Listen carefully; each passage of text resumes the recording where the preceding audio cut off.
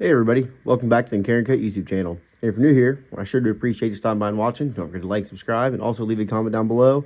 And today we got another cool video for you to check out here. So if you guys missed my review of this Hinderer XM18 3.5 inch, make sure you guys go check that video out.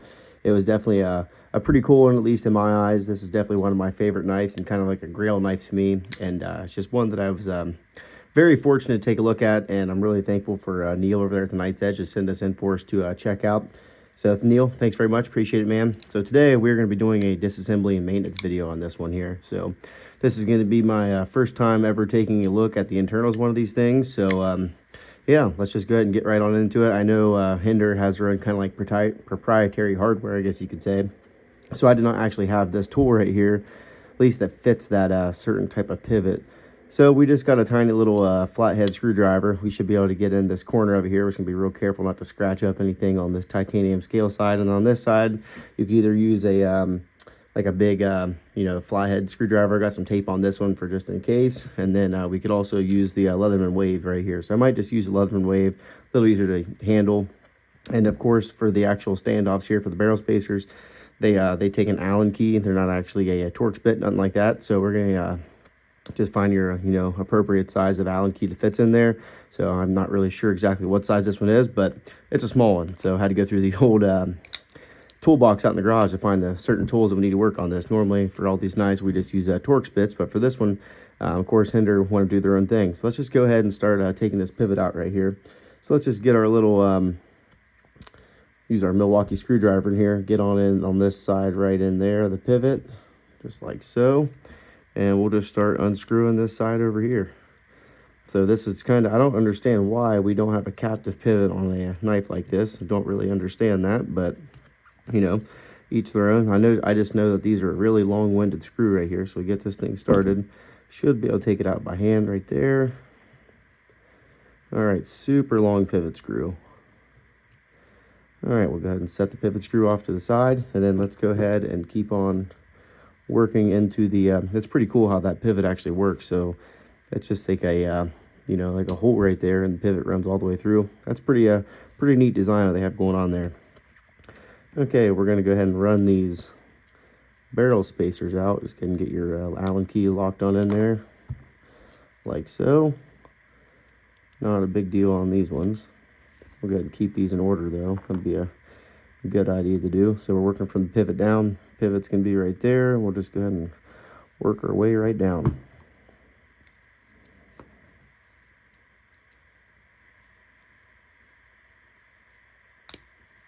Just make sure you get a good solid start on it before you start wrenching on anything. So it's kind of nerve-wracking working on a knife so expensive, but we've done 100 knives on this channel. Nothing we can't do, and Neil gave us the go-ahead, so we might as well go ahead and give it a try. Our second one.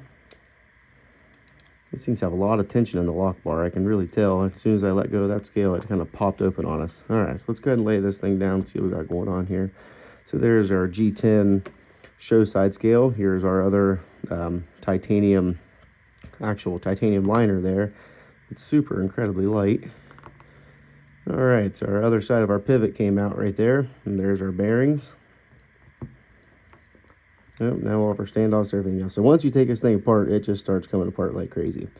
So another thing to make sure you're keeping in mind here, these bearings here, obviously just like there's like a cupped side and then like a flat side right there. So you got to make sure that your non-cupped side is going to be making contact with the actual blade there. So nothing we've ever seen before, just like about every other knife. We also do have a stop pin right there. We can just go ahead and keep him where he's at though. So there's our other pivot. And of course, these are going to be for all of our standoffs and all that kind of stuff. So we'll put these back over here. There really isn't too many moving parts on this thing, so it shouldn't be too much of a bear to get back together here. Let's just go ahead and start cleaning some stuff up, get our alcohol wipe, and see if we can get a Q-tip in here somewhere. There we are right there. This thing already had really good action, so we can really not trying to do anything to make this knife any better, I guess, per se, but I'm just really wanted to see what the inside of this thing was about. There's a little bit of gunk inside the tang there.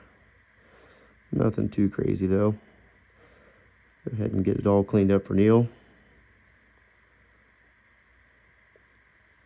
All right.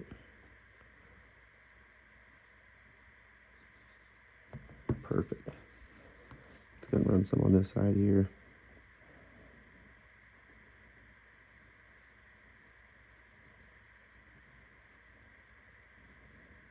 All right.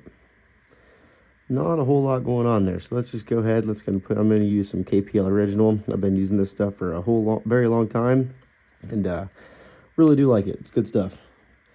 All right, let's go ahead and run the drop in there. Another drop on that side.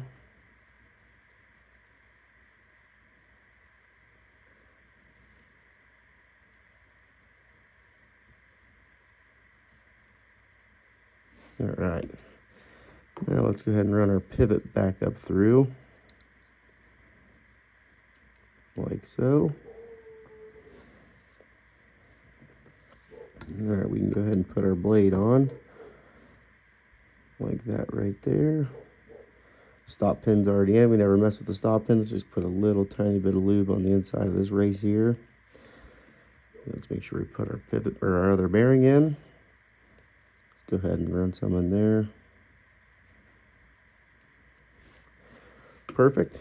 And we can also put just a little touch on this detent ball right there. Definitely wouldn't hurt, just to kind of ensure the action. We should have ran these barrel spacer dudes in first. Wouldn't have hurt nothing. Pretty good fitment on these things, that's for sure.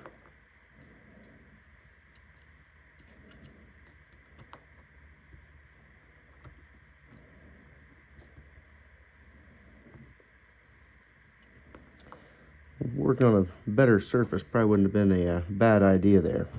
I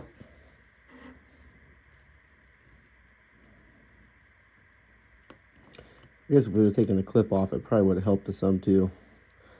Just to, you know, keep things a little higher off the ground there. Why don't we, you know, heck with it. We should be able to get this done without messing with that. So I got a hold of my bearing on the other side. And these things slide off really easy. That one right there. Get one more of them in there. All right. Easier said than done with this thing. Trying to keep all my fingers in a row here. All right, now we're getting somewhere. Maybe. Gosh darn it. I think we'll have to take that clip off there. Overcome some adversity right here. So let's just go ahead and take the blade off for now.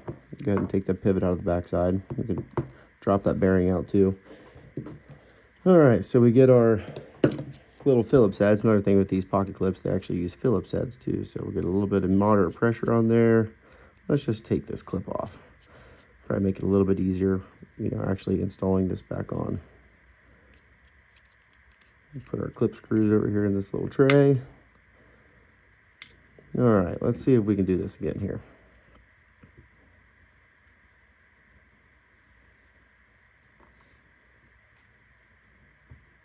Darn it. I got my fingers all lubed up. This is just going to be a good one-take trials and tribulations thing here. Take the good with the bad. All right, so now we're rocking and rolling. Slide those ones back in. And this honeycomb texture on my working mat might not be the best thing for this. Okay, I think we're getting somewhere. You can really get a good look at that actual lock bar insert there and how good this thing is. Okay, so now if we get this thing just like so, just a little bit of lock bar tension off there, let everything pop right back into place. And where's our front scale? Here's our front scale right there. Okay, let's go ahead and run these ones back down in. These are going to be our standoff screws right here. Just like so. I'm not doing anything crazy tight right now. We were just putting them in. Snugging them in for now. I'm also going to put a little bit of Locktite on the actual pivot itself.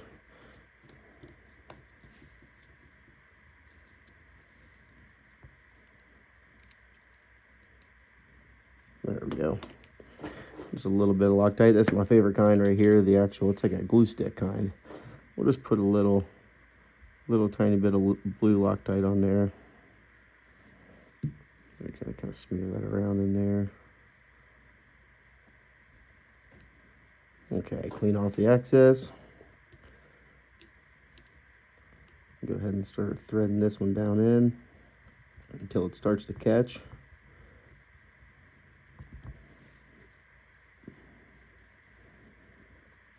We're getting places now.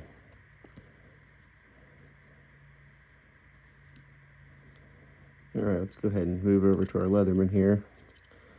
Start threading it in until you see that other pivot start to spin. And maybe if it does, it might not. We'll see.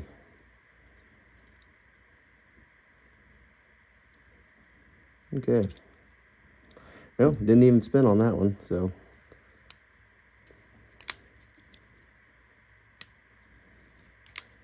Check our blade play. Super nice, tight, solid lockup.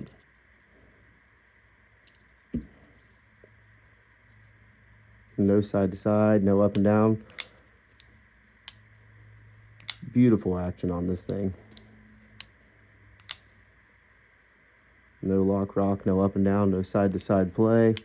Super fall shut, super centered. Oh man, that thing is nice. I don't know if the action was incredible before, but I think we might have just made it a little bit better. You definitely got a nice knife on your hands here, Neil. Really do appreciate you letting us check this thing out. Let's go ahead and put our clip back in there, and we're going to be off to the races.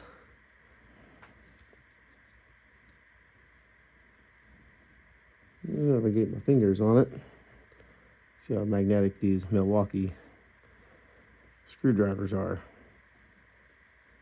Well, not very. Heck, you never know. These might even be titanium screws. I don't know. Well, there's one of them. Snug that one down on. Then we just got to tighten up our actual barrel spacers. And we are going to be good.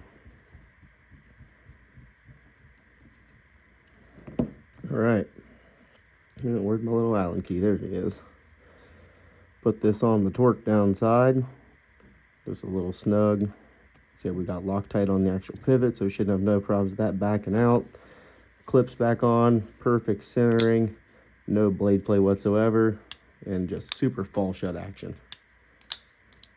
All right, guys, hopefully you learned something from that. I know it was a little bit of a struggle to get through there once we got going, but anything you can do to make your job easier for you, if you got to disassemble anything further, it's always a better idea to do it just in the long run. It's going to make your life a lot easier to get things going. But overall, this is a simple knife to take apart and put back together. Just as long as you get everything lined up just right, it goes into place like you wouldn't believe. So definitely don't be afraid to work on your own. So hopefully you guys learned something. If you would, say what's up in the comments, like and subscribe. Really do appreciate it. Thanks again. Thanks, Neil.